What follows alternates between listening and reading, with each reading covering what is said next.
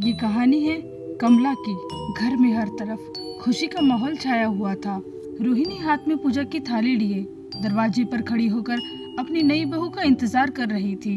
रोहिणी के बेटे आनंद की शादी पड़ोस गांव की एक लड़की कमला से हुई थी। आनंद अपने घर का सबसे छोटा बेटा था। आनंद का बड़ा भाई रंजीत और मंझला भाई शेखर अपनी अपनी पत्नी और अपने बच्चों के साथ उसी घर में रहा करते थे।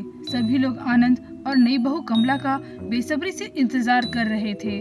तभी आनंद की गाड़ी आ जाती है। रोहिणी पूजा की थाली लेकर अपनी नई बहू कमला का गृह प्रवेश करवाती है।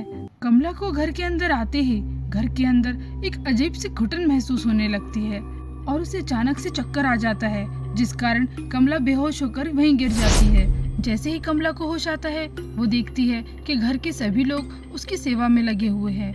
नई बहू कमला का घर में सभी लोग बहुत ज्यादा ध्यान रखते हैं। फिर उसी रात को कमला जब अपने कमरे में सो रही होती है, उसी खिड़की से कुछ आवाज आती है। कमला उस आवाज का पीछा करते हुए उस खिड़की के पास जाती है।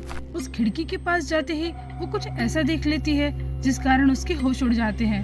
कमला डर के मारे जोर जोर से चिल्लाने लगती है और वहीं पे बेहोश होकर गिर जाती है। कमला की आवाज सुन करके घर के सभी लोग उनके कमरे में आ जाते हैं और जैसे ही कमला को होश आता है वो सब कुछ भूल चुकी होती है। अगली सुबह होते ही घर में हल्ला मचा होता है, क्योंकि घर के पीछे के गार्डन में घर का पालतू कुत्ता टॉमी मरा हुआ होता है। किसी ने बड़ी ही बेरहमी से उसे मार दिया था। किसी को कुछ समझ नहीं आता और सभी लोग ये बात कमला से छुपाने लगते हैं। उन्हें लगता है कि नई बहू कमला ये बात सुन करके बहुत ज्यादा डर जाएगी। शाम को खाना बनाते वक्त घर की बड़ी बहू वंदना का सब्जी काटते वक्त एक उंगली कट जाती है। कमला जैसे ही देखती है वो वंदना की उंगली को अपने मुंह में दबा लेती है। वंदना को ये बात थोड़ी सी अजीब लगती है।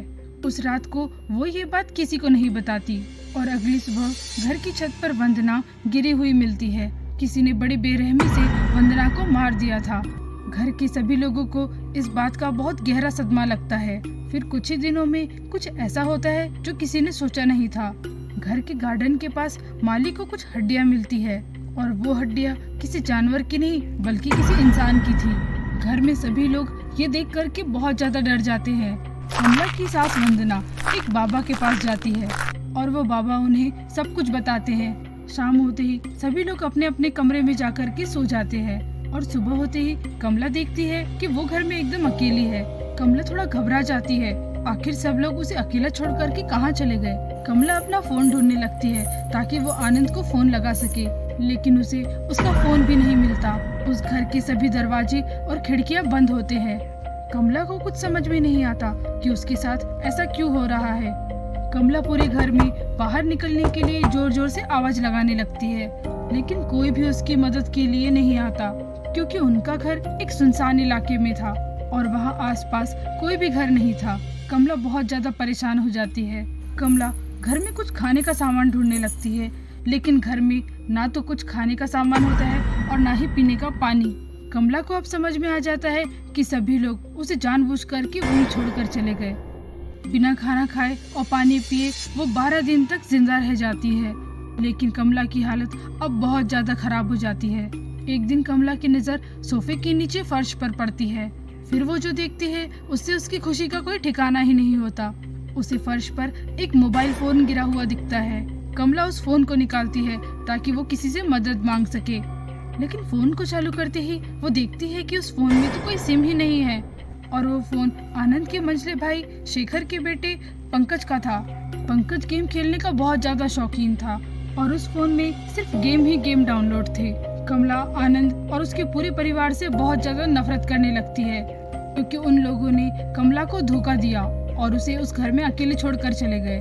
और तभी कमला अपनी आखिरी सांस लेती है और कमला के दम तोड़ते ही उसकी आत्मा उस फोन में एक गेम के अंदर चली जाती है। कुछ ही दिन में सभी लोग उस घर में आ जाते हैं और उस घर में कमला की बॉडी का कोई भी नामो निशान नहीं होता। ऐसा लगता है जैसे कमला नाम की कोई लड़की यहाँ पे रहती ही नहीं थी और घर के सभी लोग अपने अपने काम पर पहले की तरह लग जाते हैं, जैसे कुछ हुआ ही ना हो।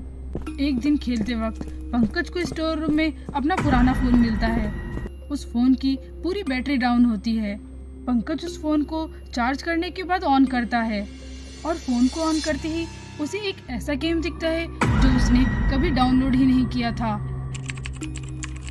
दोस्तों नेक्स्ट पार्ट में हम आपको ये जरूर बताएंगे कि कमला और उसके परिवार का रहस्य आखिर था क्या, और क्यों सब जान के अनजान बन रहे थे, और उन्होंने कमला को क्यों मारा, और कमला की आत्मा उस गेम में आ जाने के बाद अब कमला क्या करेगी। ये जानने के लिए आप हमारा नेक्स्ट पार्ट जरूर देखें।